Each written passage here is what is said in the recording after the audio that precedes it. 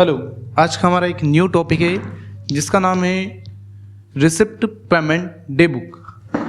अच्छा, हम स्टार्ट करते हैं एमएस एक्सेल्स का एक new topic receipt payment day book. Receipt payment day book में कुछ इस प्रकार से आपको फॉर्मेट बनाना होगा जिसमें आपको receipt amount, payment amount and उसका डे बुक आपको कंप्लीट करना होता है। अच्छा, रिसिप्ट मीन्स क्या होता है?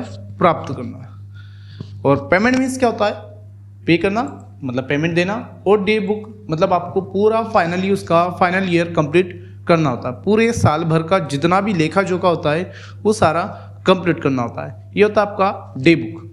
अब रिसिप्ट अमाउंट में, जिसे आपकी कोई सी फर्म है या कोई सा भी एक बिजनेस है जिसमें आपको किन किन चीज़ों से आपको अमाउंट प्राप्त होता है, उस चीज़ के लिए आप रिसिप्ट का यूज़ कर सकते हैं। अब ये आप किसी भी रूप में बना सकते हैं, जैसे आप अपना मंथली बजट बना सकते हैं, हाफ ईयरली बना सकते हैं, ईयरली बना सकते हैं। उसकी चीज़ के लिए आप यहाँ पे रिसीव्ड अमाउंट का यूज़ कर सकते हैं, रिसिप्ट अमाउंट। इसी प्रकार से पेमेंट में जाहिर सी बात है कि आपको पैसा इनकम प्राप्त होती है तो आपके पास से इनकम जाती भी है। आपका बिजनेस है तो आपको उसमें एक्सपेंसेस करना होते हैं, कुछ खर्चे करना होते हैं, आपको कैपिटल वगैरह लगानी होती है, तो सारी चीज़ों में आपको पेमेंट का खर्चा करना होता है।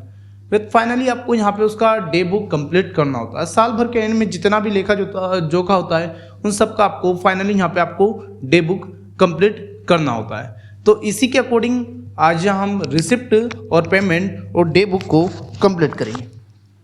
पहले तो मेरे पास एक नॉर्मली फॉर्मेट है, serial number, day, date, particular, receipt amount and description. यह एज इट इज आपको यहाँ पे नोट डाउन कर लेना है।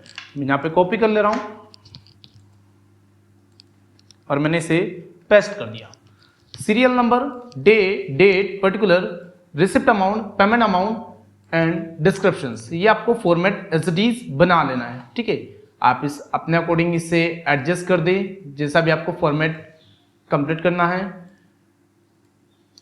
अब आप क्या करें, इस रो को सिलेक्ट करें और जस्ट इसके नीचे के एक रो को सिलेक्ट करें और आपको प्रेस करना है कंट्रोल के साथ टी, एक टेबल के फॉर्मेट में। यहाँ पे आपसे पूछा जा रहा है क्रिएट टेबल, टेबल के फॉर्मेट में आपको क्रिएट करना है।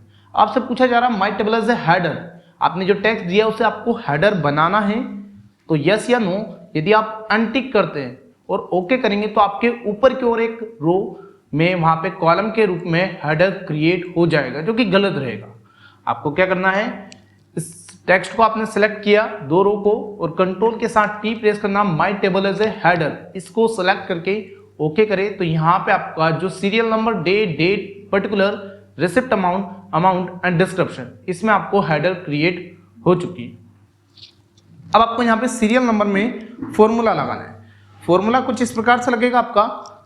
पहले तो आप इसकी विड्थ को बढ़ा लें। अब सीरियल नंबर में आपको लगाना है फॉर्मूला कुछ इस प्रकार से, जैसे इक्वल इफ लगाया, आपको तीन कंडीशन पूछी जाती है, logical test, value of true and value of false.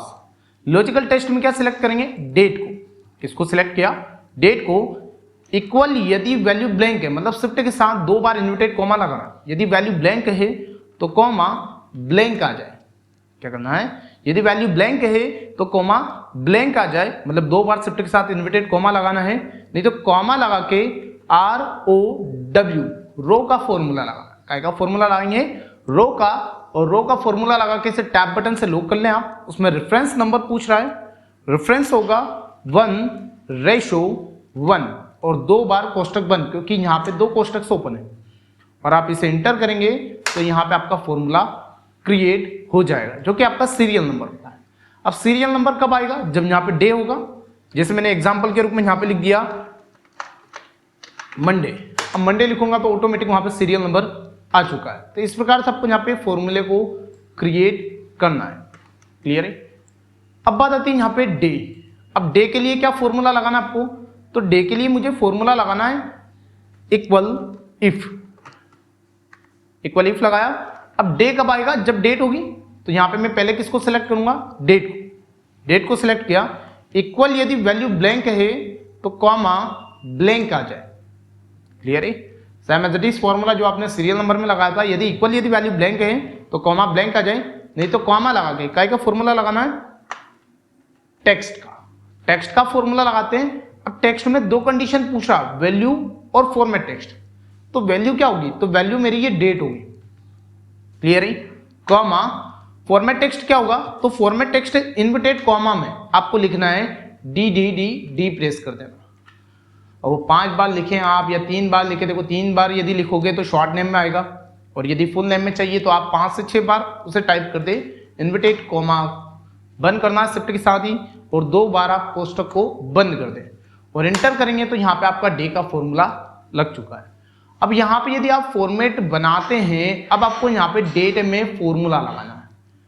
क्या फॉर्मूला लगाएंगे, यदि मैं जैसे ही यहाँ पे डेट लिखता हूं तो डे भी आ जाएगा और सीरियल नंबर भी आ जाएगा।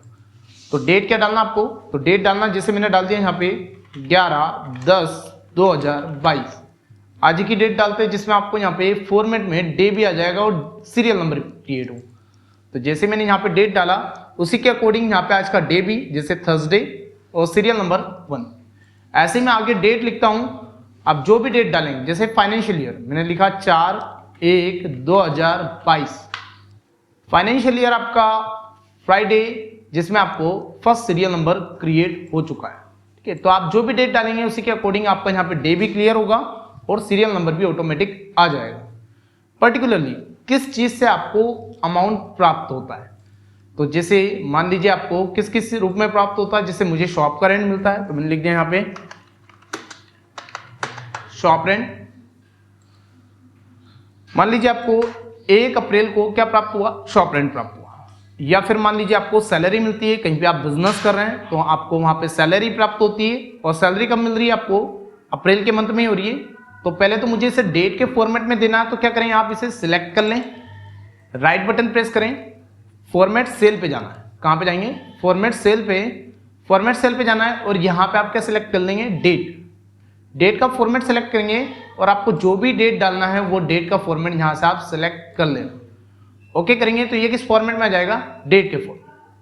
अब मान लीजिए कि मुझे यहाँ पे डेट का फॉर्मेट चेंज करने के बाद उसमें और भी डेट बढ़ाना है, जैसे 4/10/2022, मुझे क्या मिल रही है यहाँ पे, सैलरी, तो मैंने लिख दिया सैलरी, ऑटोमेटिक वहां पे डे भी आ गया और सीरियल नंबर भी क्रिएट आ गया। ठीक है, मुझे 4/12/2022 मुझे क्या मिला, तो मैंने यहां पे लिख दिया डिस्काउंट। ठीक है, इसी प्रकार से मैंने यहां पे डेट बढ़ा दिया कि मुझे 4/15/2022 मुझे क्या मिला, बोनस। तो ये मुझे कुछ इस प्रकार से इनकम प्राप्त होती है, जिसमें भी आपको और भी अदर यदि आप लिख सकते हैं, जैसे room rent, home rent, building rent, या फिर जिस प्रकार से भी आपको इनकम प्राप्त होती है उसके यहाँ पे आपको नेम लिखना है। अब बात आता है रिसिप्ट अमाउंट, किस किस रूप में आपको अमाउंट प्राप्त होता है। जैसे कोई कैश करके भी जाएगा, कोई फोन पे भी करेगा, कोई गूगल पे भी करेगा। तो क्या करें आप, पहले तो उसकी पूरी रेंज को सिलेक्ट कर लें, डेटा मेन्यू में जाना है। कहां जाएंगे, डेटा मेन्यू में, क्योंकि आपकी टेबल जहां तक बनी वहीं तक सिलेक्ट करें। चाहे सिंगल रो बनाइए तो सिंगल रो को ही सिलेक्ट करना है। अब डेटा मेन्यू को सिलेक्ट किया, डेटा मेन्यू में जाके डेटा वैलिडेशन का यूज करना है। किसका करेंगे, डेटा वैलिडेशन। डेटा वैलिडेशन पे गए तो यहाँ पे अलो में सिलेक्ट करना आपको लिस्ट को, उसको सिलेक्ट करेंगे लिस्ट को। लिस्ट में गए, अब आपको पूछ रहा है सोर्स। सोर्स मीन्स क्या होता है, इकट्ठा करना। अब किस किस चीज से आपको इनकम प्राप्त हो रही है, जैसे कैश कॉमा फोन पे कॉमा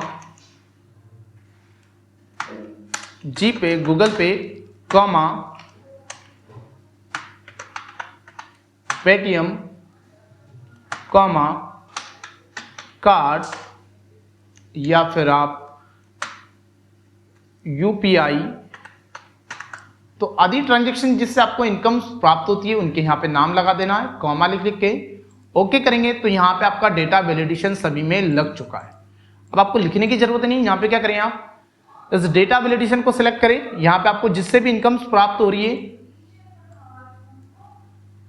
जिससे भी इनकम प्राप्त हो रही है, बस उसे क्या करना आपको,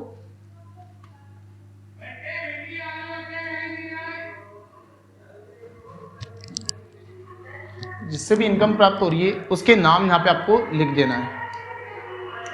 G.Pay, P.Pay, ओके करें तो यहां पे आपको इनकम्स के नाम आ जाएंगे। अब मुझे किस में प्राप्त हुआ, कैश, फोन पे में।